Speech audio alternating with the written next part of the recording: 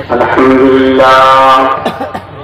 لله نحمده ونستعينه ونستغفره ونؤمن به ونتوكل عليه ونعوذ بالله من شرور أنفسنا ومن سيئات أعمالنا من يهده الله فلا مضل له ومن يضلل فلا هادي له ونشهد أن لا إله إلا الله وحده لا شريك له ونشهد أن سيدنا ونبينا ومولانا محمدا عبده ورسوله وصلى الله تعالى على خير خلقه محمد وآله وأصحابه وأزواجه وذرياته وسلم تسليما كثيرا أما بعد فأعوذ بالله من الشيطان الرجيم بسم الله الرحمن الرحيم يا أيها الذين آمنوا اتقوا الله حق تقاته ولا تموتن إلا وأنتم مسلمون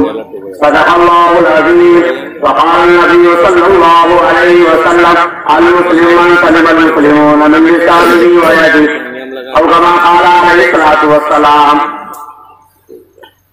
حضرات علماء کرام، ائمہ اعظام اور میرے محترم عزیز قوم کے ذمہ داروں، عزیزوں، نوجوانوں، آج کا یہ اجتماع اصلاً قرآن کریم کے مکاتب پر جو محنت ہو رہی تھی اس کے عنوان پر، جو قرآن کریم کے مکاتب قرآنیہ پورے علاقۂ میوات میں ہیں، ان کا جائزہ دیا جاتا ہے. تو جس گاؤں کی تمام مساجد کا، پڑوس کے گاؤں کا جو جائزہ لیا گیا، اس کے تعلق سے یہ اجتماع تھا.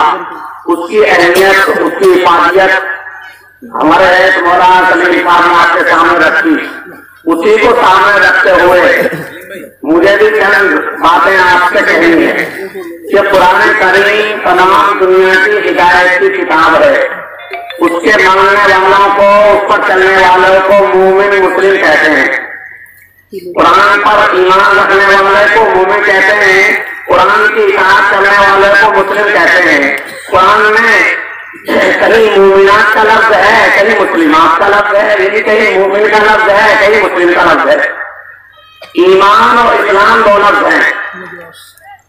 اللہ کے نبی صلی اللہ علیہ وسلم نے مسلمان کی تعریف کی، المسلم من سلم المسلمون من لسانه ويده. ایسے ہی مومن کی تعریف کی، المؤمن من امن الناس او کما قال. تو دونوں کے معنی قریب اور قرآن کریم کے علاوہ احادیث نبویہ میں بھی ایمان اور اسلام کی جہاں تعریف کی گئی ہے وہ قریب معنی میں. ایمان عقیدے کے تعلق سے جن چیزوں کا عقیدہ رکھنا، جن پر یقین کرنا ضروری ہے، ان کا نام ایمان ہے کہ ان پر ایمان ہے ہمارا. اسی طریقے سے جو اعمال کے اعتبار سے ہیں، اعمال میں جن کا اظہار ہوتا ہے ہمارے جسم سے، ہماری زبان سے، ہمارے ہاتھ پیر سے، ان اعمال کا نام اسلام ہے. آقا نبی صلی اللہ علیہ وسلم نے ایمان کی تعریف بھی بیان کی ہے، اسلام کی تعریف بھی بیان کی ہے. ایمان کیا ہے، اسلام کیا ہے. اسی طریقے سے میں نے جو آیت کلمہ پڑھی، اس آیت میں جملہ آپ بہت اچھے انداز سے غور کریں کہ ایمان والوں کو اللہ سے ڈرنے کا حکم دیا گیا اور ایمان والوں کو دوسرا حکم دیا گیا کہ تمہاری موت ایمان آئے تو تم مسلمان ہو.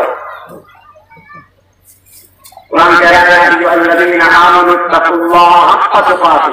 اے ایمان والو، تم اللہ سے ڈرو جیسے اس سے ڈرنے کا حق ہے. اس سے ڈرنے کا حق کیا ہے؟ کسی چیز کا ڈر اور خوف یہ دو طرح کا ڈر اور خوف ہوتا ہے. ایک چیز سے ڈر کر آدمی دور بھاگتا ہے اور ایک چیز کا ڈر اور خوف ہوتا ہے اس کے نزدیکی قربت کا. تو اللہ سے ڈرنے کا حق تقاتے کا قرآن میں. اے ایمان والو، تم اللہ سے ڈرو. کیسے ڈرو؟ جیسے اس سے ڈرنے کا حق ہے. اس سے ڈرنے کا حق یہ نہیں ہے جیسے ہم شہر چیزیں سے ڈرتے ہیں، جہاں کچھوں سے ڈرتے ہیں، موذی جانوروں سے ڈرتے ہیں. ان کا ڈرنا الگ ہے اور رب العالمین سے ڈرنے کا حق الگ ہے. آدمی کے سامنے تذکرہ آتا ہے شیر، تو شیر کی حیات ہے، اس سے آدمی دور بھاگے گا، اپنی حفاظت کا انتظام کرے گا، اپنے لیے غیر تلاش کرے گا. اسی طریقے سے بچنے میں آدمی یوں لگ جائے کہ جب سانپ آ گیا تو آدمی اپنی جان بچانے کے لیے دور بھاگے گا، بچاؤ کرے گا. لیکن پروردگار عالم سے ڈرنے کے یہ معنی پتہ نہیں ہے. اللہ سے ڈرنے کے معنی یہ ہے کہ اللہ کا حکم نہ توڑے، اللہ کا ہی بندہ سے زیادہ قریب ہو جائے، اس کی اطاعت کرنا۔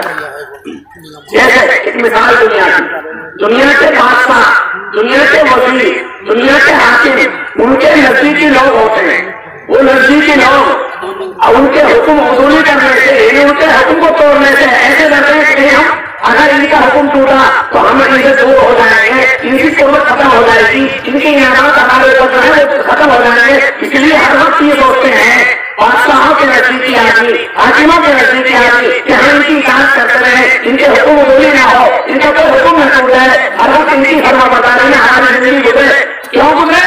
وہ سوچتے ہیں کہ جب ہم بادشاہ کو راضی رکھیں گے، حاکم کو راضی رکھیں گے تو وہ ہمارے اوپر انعامات کرے گا، ہمیں راحت اور آرام پہنچائے گا، اور وہ حاکم وہ رب العالمین، تمام بادشاہوں کا بادشاہ، سارے جہاں کا بنانے والا، جب ہم اس کے فرما برداری کریں گے، جب ہم اس کی اطاعت کریں گے، جب ہم اس کی اطاعت کریں گے، اس کی انعامات ہمارے کم پر ہوگی۔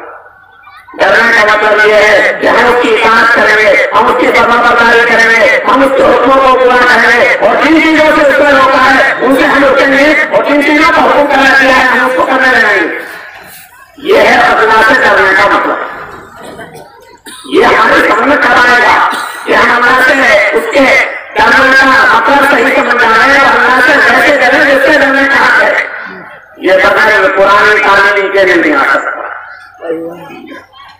اگر جملہ تھا فلاں تموتن الا وانتم مسلمون، تمہیں موت نہ آئے، تم ہرگز نہ مرنا یہاں تک کہ تم مسلمان رہو۔ تو موت تو کسی کے ہاتھ میں نہیں، میری موت کب ہے، آپ کی موت کب ہے، کسی کو کوئی پتہ نہیں۔ یہ قرآن کہہ رہا ہے تموتن الا وانتم مسلمون، تم ہرگز نہ مرنا، فلاں تموتن کہا جا رہا ہے تمہارے جاننے کے تم مسلمان ہو۔ مطلب یہ ہے کہ آدمی ہر وقت اللہ کا اطاعت، اللہ کی اطاعت کرنے والا، اللہ کا فرما بردار بن کے زندگی گزارے۔ اب رات میں موت آئے، دن میں موت آئے، سفر میں آئے، حضر میں آئے، مسلمان ہونے کی حالت میں موت آئے، یہ نہیں فرما بردار ہونے کی حالت میں گویا ہر وقت اپنے صحابہ کو یوں سمجھے کہ سامنے میری موت کھڑی ہوئی ہے، مجھے اطاعت کرنی ہے، اللہ کا حکم بتا کرنا ہے، اللہ کا کوئی حکم نہ ٹوٹے، یہ میری زندگی کا نتیجہ ہے۔ یہ کہا جا رہا ہے۔ آپ اندازہ کیجیے یہ کب ہوگا؟ ہم میں سے کتنے لوگ جانتے ہیں کہ ہمارے اوپر ایک دوسرے کی ذمہ داری کیا ہے؟ ہمارا ہے مولانا جان جملہ کہا کرتے ہیں، ان کی نشستوں میں ہم رہتے ہیں، بیٹھتے ہیں کہ ہمارا ہے الگ جو کہتے ہیں بھائی ان کو دو چیزوں کا نام ہے، حقوق اللہ ہے، حقوق اللہ، بس حقوق اللہ کیا ہے، حقوق اللہ کیا ہے، ان دو باتوں کو سمجھنے کی ضرورت ہے۔ حقوق اللہ، اللہ نے ہمارے ذمہ نماز فرض کی ہے، یا اللہ کا حق ہے ہمارے اوپر کہ ہر بالغ مرد اور مسلمان پر 5 وقت کی نماز پڑھنا فرض ہے، یہ اللہ کا حق ہے، حقوق اللہ ہے۔ رمضان مبارک کے مہینہ آیا، روزے فرض کیے ہیں اللہ نے، یہ اللہ کا حکم ہے، یہ حقوق اللہ میں ہے۔ نماز روزہ ہر بالغ مرد عورت پر، مسلمان پر رمضان کے روزے رکھنا فرض ہے، بلا عذر صحیح روزہ چھوڑنا جائز نہیں، یہ حقوق اللہ ہے۔ اللہ نے ہمیں مال دیا ہے تو مال میں سے زکات اللہ نے 2.5% سارے کو حصہ رکھا ہے، اس کی ادائیگی کرنا یہ حقوق اللہ ہے۔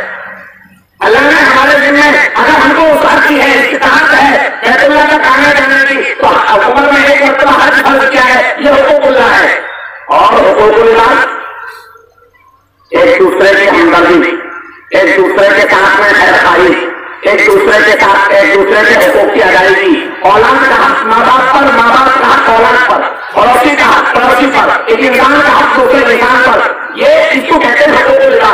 آپ نے کسی سے معاملہ کیا ہے، آپ کے کسی کا تو فرض ہے، ایسا نہیں ہے کہ آپ اس کے قرض کو دبا دینا ہے، آپ اس کے لین دین کو ادائیگی کے کرنے میں کوتاہی کریں تو گویا بندوں کا حق مارا۔ آپ نے کسی کو گالی دی تو بندوں کا حق مارا، کیونکہ مسلمان کو گالی دینا اس کو فضول ہے، اور اس مسلمان کو سجن قتل کرنا کفر ہے۔ حقوق العباد اور حقوق اللہ دو لفظ ہیں، مولانا امریکہ سے کہتے ہیں کہ دو لفظوں کا نام دیے ہیں، آپ انسان اس پر غور کریں کہ میرے ذمہ میرے رب کے کیا حکم ہیں، میرے رب نے مجھے کیا حکم دیا ہے، اس کو چلا کر یہ حقوق اللہ ہے۔ اور یوں سوچے کہ میرے ذمہ میرے بھائیوں کے کیا حقوق ہیں، میری بہنوں کے کیا حقوق ہیں، میرے پڑوسیوں کے کیا حقوق ہیں، میرے والدین کے کیا حقوق ہیں، میرے حساسیہ کا کیا حق ہے، یہ سوچ کر زندگی گزارے، اور میری اولاد کا میرے ذمہ کیا حق ہے، یہ किसी सोच कर जिंदगी गुजारे तो फिर ये हुकूक इबाद की अदायगी। आज हम इनमें दीनी से लानत होने की बुनियाद पर न हुकूक की मार्फत हमें हासिल है और न हुकूक इबाद की पहचान हमें हासिल है। इसलिए हमारा हाल ये हो पड़ा है कि जो समझ में आता है वो कर बढ़ते हैं और न दीनी जो इसी का है, जिस चीज को रसूल ने हमें दिया है उसको हम बता दें और जिस चीज है इससे हमें रसूल ने रखा रसूल है। कुरान कहता है वमा ताकुमुर रसूल फखुदू वमा नहाकुम अन्हु फंतहू। जो रसूल तुम्हें दे उसे ले लो, जो रसूल जिस चीज से तुम्हें रोके उसको रुक करो। आप सल्लल्लाहु अलैहि वसल्लम की जिंदगी, आप वसल्लम के अहकामात, आप वसल्लम का तरीका हमारी जिंदगी में आए, हमारी जिंदगी में आए तो सब हुकूकुल्लाह की भी अदायगी होगी, हुकूकुल इबाद की भी अदायगी होगी। किसी के हम अगर गिबत करते हैं तो बंदों का हक मारते हैं, किसी की चुगली करते हैं तो गैर बंदों का हक मारते हैं, किसी की बुराइयां बयान करते हैं तो बंदों का हक मारते हैं। हमारी नेकियां खत्म होंगी। अल-क़यामत के दिन सबसे बड़ा मुफलिस आदमी वो होगा। आका नबी सल्लल्लाहु अलैहि वसल्लम ने सहाबा किराम रिज़वानुल्लाहि तआला अलैहिम से पूछा कि मुफलिस कौन है? अरे मुफलिस कौन है? सहाबा ने कहा हम तो मुफलिस उसे समझते हैं जिसके पास माला मता ना हो, गाड़ी में बनाने ना हो। नबी करीम सल्लल्लाहु अलैहि वसल्लम ने फरमाया कि वो मुफलिस नहीं है। मुफलिस वो होगा कि दुनिया में उसने नमाजें भी पढ़ी होंगी, रोजे भी रखे होंगे, सदका खैरात भी की होगी और मुस्लिम उसने बहुत सारे नेकियां की होंगी, लेकिन लोगों के हुकूक माना होंगे। किसी की जमीन दबाई होगी, किसी का लेकर न दिया होगा, किसी को गाली दी होगी, किसी को बुरा बाहर कहा होगा, किसी को तमाशा मारा होगा, किसी की गिरफ्त की होगी, किसी का हक मारा होगा। तो कल क़यामत के दिन मैदान हशर में आएगा ना, हिसाब होगा। अखबार में अपने हक लेने के लिए आएंगे। जिसकी जमीन दबाई थी और उसी की जमीन खेत में डोल तोड़ ली या जमीन पलटने से उसका तो दबा लिया, ताकत के बदलते हुए किसी की जमीन दबा ली, ताकत के बदलते हुए किसी का तो हक मार लिया, तो ये हक वाला वहां इसकी ताकत नहीं निकलेगी। वहां तो इंसाफ है, वहां तो इंसाफ है। और आलम के यहाँ उस अदालत उस्मा में कोई रिश्वत नहीं दे देती। अब वहां एक दूसरे के हुकूक का क्या मामला होगा? वहां इसकी नेकियां, इसकी नमाजों का सवाब, इसके रोजों का सवाब, इसके सदका खैरात का सवाब उन लोगों को दिया जाएगा जिनके इसके ऊपर हुकूक है, जिसकी जिसकी जमीन दबाई थी, किसी का मकान दबाया था, किसी का लेकर दिया नहीं था, किसी को गिरफ्त की, किसी की बुराइयां की थी और किसी को जो है गालियां दी थी, किसी को तमाशा मारा था, ताकत के बदलते थे। अब एक कहां से आएगा? हदीस में आपने सुना होगा बकरी वो भी बता दिया मतलब ये हर एक का इंसाफ वहां हो रहा है तो ये मुफलिस होगा। आगे क्या इसकी बेटियां खत्म हो गई, इसके रोजे का स्वभाव गया, इसकी नमाजों का स्वभाव गया, इसकी लगान का स्वभाव गया, इसके हज का स्वभाव गया और अभी भी हुकूक वाले हुकूक लेकर खड़े हैं कि मेरा भी इसका हक है, मुझे भी इससे गालियां दी थी, मुझे भी इससे गिरफ्त की थी, मेरा लेकर नहीं दिया था, मुझे तमाशा मारा था, मुझे मेरे को जाती की थी, वो लोग खड़े हो गए। तो आप क्या करें? इसके बाद से तो नतिया जा चुकी है तो कह रहे अब उनके गुनाह इसके ऊपर लाने जाएंगे, उनको हकाना का हक इस तरह ज्यादा कह जाएगा कि जिनके इसका हक है और उनका हक ज्यादा होगा तो उनके गुनाह इसको लाने जाएंगे। बोला इसकी नेतियां सब चलेगी और दूसरों के गुनाह नेतियां उनके हुकूक के बदले में इसके लिए में ला दिए गए। तो रसूलुल्लाह सल्लल्लाहु अलैहि वसल्लम फरमाया मुफलिस ये है, मुफलिस ये है, हकीकी मुफलिस हो। तो हमें यहाँ दुनिया में रहकर ये सोचना है कि हमारे अंदर हुकूकुल इबाद की भी अहमियत है और हुकूकुल्लाह की भी अहमियत है कि अल्लाह का क्या हक है, अल्लाह के बंदों का हमारे ऊपर क्या हक है, माँ बाप का क्या हक है, माँ बाप का कितना बड़ा हक है, असातिज़ा का कितना बड़ा हक है, गाँव में बड़ों का क्या हक है, छोटों का क्या हक है। नबी करीम सल्लल्लाहु अलैहि वसल्लम फरमाते हैं जो आदमी छोटों पर शफकत न करे, बड़ों का अदब एहतराम न करे वो हम में से नहीं करेंगे। एक और बात है जो छोटों पर ध्यान न करे, बड़ों की ताज़ीम न करे, उलमाए किराम का एहतराम न करे, उनका वक़ार न रखे वो हम में से नहीं। इतने लोग आज ऐसे हैं जो अपने बड़ों की ताज़ीम नहीं करते, अपने अइम्मा का, अपने उलमा का एहतराम नहीं करते, उनके जहनों में अपने अइम्मा की अहमियत नहीं है, अपने उलमा की अहमियत नहीं है। वो सामने न कहे, पीछे से पीछे कह रहे हैं या उनको उनके एहतराम कर रहे हैं या उनको गाली दे रहे हैं। तो मेरे दोस्तों یہ بہت بڑا جرم ہے، یہ بہت بڑا حقوق العباد میں حق تلفی کا معاملہ ہے، کیونکہ علماء کا مقام تو اس دنیا میں انبیاء کرام علیہ السلام کے بعد سب سے اعلیٰ افضل ہے، کیونکہ نبی کریم صلی اللہ علیہ وسلم نے فرمایا العلماء ورثۃ الانبیاء کہ انبیاء کے وارث علماء ہیں اور نبی کے رسول ہیں، نبی کے رسول ہیں۔ اگر ہم اپنے اماموں کی اپنے علماء کی قدر و قیمت کو نہیں پہچانیں گے تو سمجھو ہم نے حقوق العباد کو سمجھا ہی نہیں۔ اگر ہم نے اپنے ماں باپ کا حق نہ پہچانا،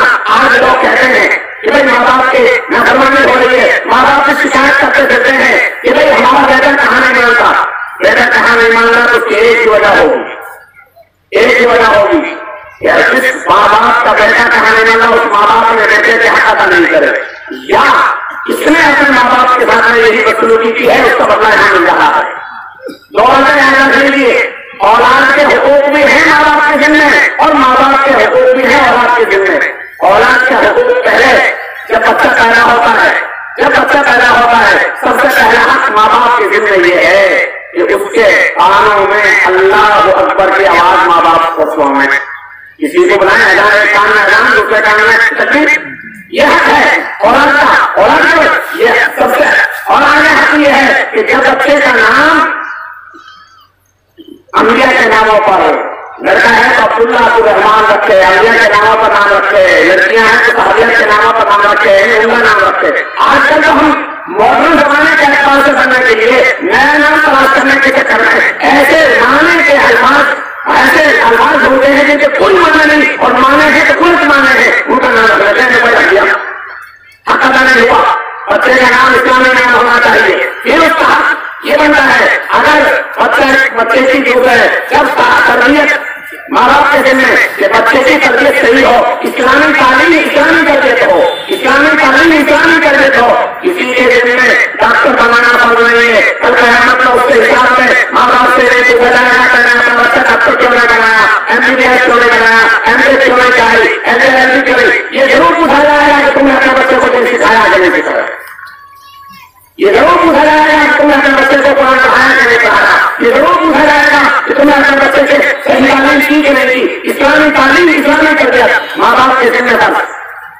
اور جب بچہ جوان ہوتا ہے، لڑکا ہو یا لڑکی، بالغ ہونے کے بعد میں ماں باپ کی ذمہ داری میں ہے کہ اس کے نکاح کی تیاری کرے، دونوں مل کے ہی نکاح پڑھائے، ہم دوسرے کاموں میں لگے رہتے ہیں۔ اگر ہم اپنے ماں باپ کی ذمہ داری، ماں باپ ہونے کے ناطے ہم نے اپنے اولاد کی ذمہ داری پوری کی ہے، ماں باپ کا حق ادا کیا ہے، یہ اولاد بھی انشاءاللہ ماں باپ کا حق ادا کرے گی۔ ایک دوسرے کے حقوق العباد میں ماں باپ کا حق ہے، اولاد کے ذمہ ابھی اولاد ماں باپ کی فرما برداری کرے، اتنی فرما برداری کہ اللہ کی نافرمانی نہ ہو تو ہر کام میں اطاعت کرنی ہے، لیکن اللہ کی نافرمانی جہاں ہو رہی ہے وہاں ماں باپ کی اطاعت نہیں، وہاں ماں باپ کی بات نہیں ہے، ورنہ ہر دائرستان میں ماں باپ کا حکم مانے گا، ہر چیز میں ماں باپ کا حکم ماننا اس کی ذمہ داری ہے، خدا کی نافرمانی نہ ہو۔ ایسے تمہاری رواں سے پارلیمان میں بنانے کی اشارہ کر رہا ہوں، ایسے تاریخ کروانے کے ایسے تمہاری کے ذمہ دے سے تو بیوی نے ان کی شکایت کرتی، بڑے بڑے وہ سمجھتے کون ہے تو یوں کہہ گئے کہ میاں بڑے بھی آئے تھے، یوں بزرگ تھے، ایسے تھے، اور یوں کہہ گئے کہ گھر کی چوکٹ بدل لو۔ اسماعیل علیہ السلام نے سارا ہو گیا، اس کو معلوم کر دیا اور پوچھا تو پانچ نشے میں آخری نشے دے کے گئے کہ وہ میرے والد تھے اور تمہیں تو ایسی بات بتائی ہے جو ان کو پسند نہیں ہے، تم میرے گھر رہنا ہے، یہی چوکر بدلنا ہے، تمہاری ہے، تم میرے گھر دور کتاب کر لی، علیحدگی بھی کر لی۔ دوبارہ آئے تو وہ بیوی بڑی فرما بردار کی، اطاعت کی، شوہر کی تعریفیں کی، اس نے کہا اللہ کا شکر ہے، بہت عمدہ طریقے سے زندگی بسر ہو رہی ہے۔ پھر اسماعیل چلے گئے، اتفاق یہ تھا کہ اسماعیل علیہ السلام سے نہیں ملے، ایسے ابراہیم یوں کہتے گئے، سارے ٹھیک ہے دعا کر کے گئے کہ وہ چاہتے ہیں شوہر سے کہنا تو گھر کے چوکھٹ کی حفاظت کریں۔ آپ اندازہ کیجیے کہ نبی ہے، نبی کا بیٹا ہے، نبی ہے، نبی کا بیٹا ہے، لیکن ایک حکم ملا کہ گھر کی چوکھٹ بدل دو تو چوکھٹ بدل دی، حکم ملا کہ گھر کی چوکھٹ کی حفاظت کرنی ہے تو زندگی میں چوکھٹ کی حفاظت کریں۔ ماں باپ کی اطاعت اولاد کے ذمہ، لیکن اولاد کے حق ادا کرے ہو۔ آج ہم پڑوسی کا حق ادا نہیں کرتے۔ نبی کریم صلی اللہ علیہ وسلم سے عائشہ صدیقہ رضی اللہ عنہا نے پوچھا کہ میرے پڑوسیوں میں سب سے زیادہ حق میرے ذمہ देखता है जिसका घर का दरवाजा तेरे घर के दरवाजे के ज्यादा करीब हो। पड़ोसी का हक है, पड़ोसी पड़ोसी का हक है। तो पड़ोसी पड़ोस के घर में अगर कोई खाना नहीं बना है, किसी वजह से संगे है, हमारे घर में होता है तो हम उसके घर में खाना पहुंचा रहे हैं। इसलिए कहा जाता है बहुत बनाए तो 100 बार बनाए कि भाई किसी का भला हो जाएगा, रोटी हिस्से में आए तो 100 बार बनाए किसी हिस्से में। पड़ोसी का आज हम पड़ोसियों में देखकर और दुश्मनी पैदा हो रही है। इसलिए तो एक दूसरे के हकूक की रियायत में पड़ोसी गलत पड़ोसी ना जाए तो हफ्ते सुबह मेरा शरीर में एक पड़ोसी मकान में चला रहा था, बड़ा पड़ोसी रहा था। अब दूसरे मकान में कैसा आएगा उसका ये कह दिया तुम चाहते हो तो तुम अपने इस मकान को तुम खरीद लो हफ्ते सुबह के तौर पर। पड़ोसी का एक दूसरे का हक है कि गलत पड़ोसी में आ जाए और इंसानियत का भी हक है। एक तो मुसलमान मुस्लिम मनसाई में मुस्लिमों में सामने रहेगी कि मुसलमान वो अकाली मुसलमान वो है जिसकी जबान से जिसके हाथ से दूसरे मुसलमान महफूज रहे, जिसकी जबान से जिसके हाथ से दूसरे मुसलमान महफूज रहे। आज हमारी जबान से तो महफूज नहीं है, हमारे हाथों से महफूज नहीं है। अगर हमें ताकत है तो हम सब लोगों को जुल्म करते हैं, अगर हमें ताकत है हमारी जबान चलती है तो हम गालियां देते हैं, हम गिरफ्त करते हैं, हम जुल्म करते हैं। और गिरफ्त करना किसी के द्रोह में रहना कितना बड़ा गुनाह है। कुरान कहता है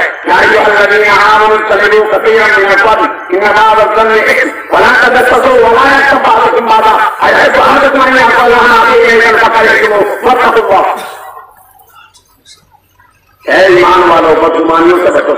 बहुत सारे गुमान गुनाह होते हैं और तुम किसी की तोह में ना हो, तजस्सुस न करो, किसी की गिरफ्त न करो। और गिरफ्त करना ऐसा है जैसे मुर्दार भाई का गोश्त खाना, मुर्दार भाई का गोश्त खाना। जब हम बंदों के हुकूक अदा नहीं करेंगे, हम अपने भाइयों के हुकूक अदा नहीं करेंगे तो हमारे हक अदा कैसे होंगे? और ये हुकूक की अदायगी कहां से आएगी? मेरे दोस्तों, इनमें यानी के जरिए कुरान हदीस की तालीम के जरिए जो कुरान हदीस की तालीम से नवाज़ है वो तमाम हुकूक लिहाज से नवाज़ है, तमाम हुकूक लिहाज से नवाज़ है। हमारे जिसमें कितने लोगों के हक है और करें। हम अपनी बहनों का क्या हक अदा करते हैं, हम अपने मिराज में से अपनी औरतों का क्या हक अदा करते हैं। ये हक है और ऐसा हक है बंदों पर जो नमाज रोजे के तरफ फर्ज, जैसे नमाज फर्ज, जैसे रोजा फर्ज, जैसे ज़कात फर्ज, जैसे हज फर्ज, उससे ज्यादा अहमियत के साथ में एक दूसरे के हुकूक में मीरास का तक़सीम करना फर्ज है। इस रुकू में गोया दोनों आयत मीरास की सूरज निशान में मुकम्मल तौर से सूरज निशान की सबसे आखिरी आयत भी मीरास के हुकूक बयान करती है और ये जो है 11वीं आयत भी मीरास के हुकूक बयान करती है और इस्लामी एतबार से सूरज निशान के साथ आयत मीरास का हक है। लेकिन हमारे कौम में हमारे इलाके में कहूँ तो गलत जगह जो हम लोग कहलाते हैं, जो हम लोग कहलाते हैं 99% एक दूसरे का हक अदा नहीं करते। गलत कह रहा आप बताते हैं 99 किसी का हक अदा करते हैं, कोई ना कहते हैं मैं पता करके नहीं रहा 99%। हाँ, इसको समझ रहे हैं कि भाई कौन सी गाड़ी की शादी में वो कैसे किया शादी में, कितना खर्च किया शादी में, और इसको समझते हैं कि हमने बेटी की शादी में 20 लाख खर्च कर दिए, हो गई हर जगह ये गलत फहमी है। इस गलत फहमी का को समझ लो, इससे न्यास का हक अदा नहीं होगा। जहां तक माँ बाप के जिम्मे में क्या करना पड़ रहा है, बेटे की शादी में भी खर्च कर रहा है, बेटी के में भी कर रहा है, बेटे का निकाह में फर्ज है माँ बाप के जिम्मे, बेटी का निकाह में फर्ज है। लेकिन यूं सोचते हैं शादी में बेटियों को दे दिया तो ये मीरास अदा हो गई, उनका हक अदा हो गया। नहीं हो सकता।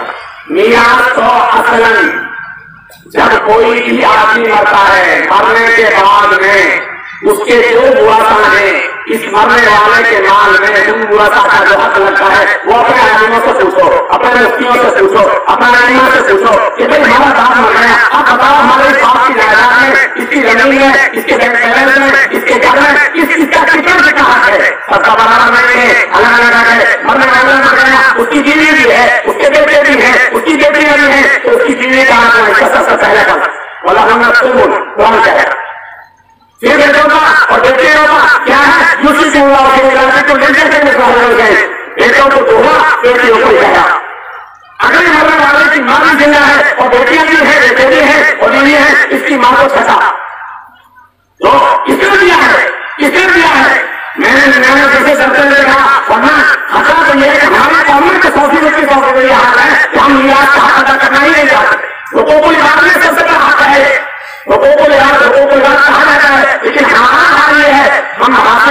मौलवी हो, मोटौली हो, इमाम हो, नियाज का मसला न कोई पूछता है न कोई बताता है, न नियाज को कोई अमल करने की सोची जाती है। इसलिए मैंने 99% कह दिया है, 99% हम लोगों को लिबास से नवाज जो बने हैं ये जान पूछते नजर दे रही है।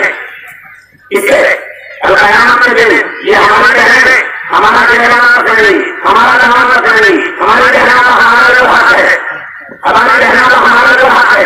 कुरान ने कहा है ये विचार नसीब मिम्मा लगाओ जाने वाला कबूल और विचार नसीब मिम्मा लगाओ जाने वाला कबूल मिम्मा अल्लाह ने और तो नसीब मौजूदा। मर्दों के लिए इस माल में से हक है जो उनके माँ बाप ने छोड़ा और करीबी रिश्तेदारों ने छोड़ा, और औरतों के लिए भी इस माल में से हक है जो उनके माँ बाप ने छोड़ा, उनके करीबी रिश्तेदारों ने छोड़ा, और वो कम हो या ज्यादा अल्लाह की तरफ से खर्च किया गया है। नियाज के बयान में और ने इतनी तफसीर की है कि नमाज के फर्ज ये तो बयान करने के बाद में बयान तो नहीं आएगी, लेकिन नियाज में हिस्से बयान की है। और नमाज नियाज के बयान करने पर कहीं का हुदूदुल्लाह, कहीं नसीबन मफरूजा, अल्लाह के तरफ से हिस्से खर्च किए गए हैं, अल्लाह के तरफ से हुदूद है। हम अपने बहनों का हक अदा नहीं करते, हम अपनी बीवियों का हक अदा नहीं करते। शोहर का बीवी का क्या हक है? आदमी इसको तो मानता है कि मेरी बीवी मेरी हालत विकास है, लेकिन कभी इसमें सोचता है कि मेरी बीवी का भी मेरे ऊपर क्या हक है। लेकिन मेरे दोस्तों आखिरी बात से कहकर बात खत्म करता हूँ। जब तक हम कुरान और हदीस की तालीम से नवाज़ रहेंगे, हुकूकुल्लाह की अदायगी से नवाज़ हैं, हुकूकुल इबाद की अदायगी से नवाज़ हैं, हमें हुकूकुल्लाह की भी मार्फत हासिल करनी है, हमें हुकूकुल इबाद की भी पहचान करनी है। अगर हम कुरान और हदीस की तालीम को सही मायने में पढ़ेंगे और सही मायने में समझेंगे, कुरान की तालीम को सामने रखेंगे, दुनिया की तालीम को सामने रखेंगे, तो फिर हमें ऐसा होगा कि मेरे अल्लाह का मेरे हाथों क्या हाथ है, मेरा रब मुझसे चाहता क्या है, मेरे रब ने मुझे भेजा क्यों है, मेरे रब का क्या चीजें राशन की है। और फिर हम कुरान हदीस की तालीम से ये समझेंगे कि मेरे भाइयों का मेरे ऊपर क्या हक है, मेरे पड़ोसियों का मेरे ऊपर क्या हक है, मेरे गाँव में रहने वालों का क्या हक है, मेरे बड़ों का क्या हक है, मेरे माँ बाप का क्या हक है, मेरी औलाद का क्या हक है, मेरी बहनों का क्या हक है, मेरी बीवी का क्या हक है। ये सब पता चलेगा जब हम कुरान हदीस की तालीम हासिल करेंगे। इसलिए कुरान हदीस की तालीम करने वालों को, पढ़ाने वालों को अल्लाह ने सबसे ज्यादा नवाजा, और अल्लाह की तरफ से वह उनकी तौफीक बयान की गई, और अल्लाह के नजर हासिल करने में कुरान हदीस के पढ़ने पढ़ाने वालों को सबसे ज्यादा उनका एहतराम किया। कुरान कहता है आदम रस्मान कुल्ला, इस आयत में पता चल रहा है कि आदम अलैहिस्सलाम की तौफीक उस इल्म गाहिर की बुनियाद पर फरिश्तों से हो गई, जो इल्म आदम को दिया गया था फरिश्तों को नहीं मिला था। अल्लाह की तरफ से, अल्लाह की तरफ से अल्लाह के नबी सल्लल्लाहु अलैहि वसल्लम ने कहा कुरान, उनमें सबसे बेहतर वो है कुरान पढ़ते हैं, पढ़ाते हैं, कुरान सीखते हैं, सिखाते हैं, वो सबसे उम्दा है। और कुरान में तो ये फरमाया उनमें सबसे ज्यादा बुलंदी आम इंसानों में ईमान वालों को और ईमान वालों में इल्म वालों को सबसे ज्यादा तौफीक दी गई। लेकिन मेरे दोस्तों हम ये सोचे, ये एहसास करें कि हमारे मकासद में, हमारे मदारिस में हमारा ताल्लुक क्या है, हम कितने हमारे बच्चे पढ़ने जा रहे हैं और हम मकासद से कितना वास्ता रख रहे हैं। मैं आपको एक बात सुना दूं, फरमाते हैं लोगों, का एक मौजूदा है, लोगों तुम उलमा के जिम्मे में शामिल हो जाओ। इस तरह से कुरान और हदीस के एक ताउन कर सकते। इसलिए वो हदीस जो पढ़ी हमारे मौलियात साहब ने और उसके जल्दी भी कि आनंद बनाओ जो मुतालिम बनो, ये आनंद बनाओ जो मुतालिम बनो, या आनंद की इनकी बातें सुनने वाले बनो, या आनंद से मोहब्बत करने वाला बनो। 4 तरह के लोग बनाओ, 5 में बनाना, 5 में बनाओगे तो हलाक हो जाओगे। 5 में क्या है? इल्म से उलमा से बुग़्ज़ रखना, ये 5 चीज है। इल्म से उलमा से बुग़्ज़ रखना, ये 5 चीज है। ये हलाकत की चीज है। जो आदमी इल्म से, यानी कुरान हदीस के इल्म से और कुरान हदीस के तहत आलिम से बुग़्ज़ रखता है, वो हलाक होने वाला है। इसलिए कहा है, ऐसा कहते हैं कि तुम आलिम न बन सके तो आलिमों के जिम्मे में शामिल होने के लिए इल्म का ताउन करो, इन मदारिस को मकासद के ऊपर अपना खर्च करो। जो तुम खर्च करोगे अल्लाह तुम्हें इसके बरकत से, ये मकासद पर खर्च करने से, ये मदारिस पर खर्च करने से अल्लाह तुम्हें उलमा के साथ उठाएंगे। अल्लाह ताला हम सबको पढ़ने सुनने के मुताबिक अमल करने की तौफीक फरमाए।